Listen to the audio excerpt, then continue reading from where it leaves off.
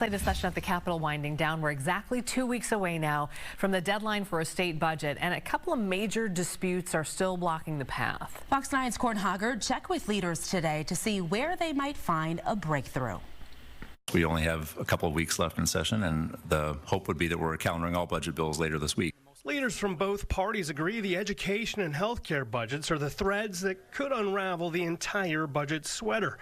Democrats blew up an education agreement negotiated in committee last week because it included a provision ending unemployment benefits in 2028 for seasonal school workers. This was the negotiated way to get out of that box. We need to move forward on funding education. We need to move forward on getting a budget. Republicans argued the bus drivers, teachers' aides, and others signed up for jobs that last 9 months.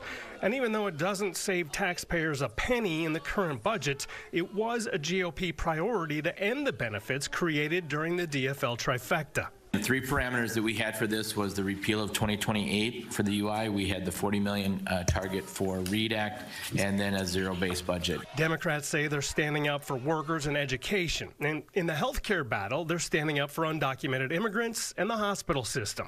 Republicans want to remove undocumented immigrants from MinCare after about 20,000 of them signed up before April 24th. That's almost 3 times the expected number. So the costs could triple. But doctors, insurers, and hospital leaders all say that could save taxpayers money by getting people focused on preventive care instead of in emergency rooms. And DFL leaders say it has no immediate effect on the bottom line to wrap up their work. A lot of these provisions are extraneous. They're policy provisions. The GOP trying to leverage funding our government to get additional concessions. And so that, I think, is the real threat for us being able to end session on time. May 19th is the end of the session, but the deadline to avoid a government shutdown is June 30th. So there's a little wiggle room if they need a special session. At the Capitol, Corin Hoggard, Fox 9.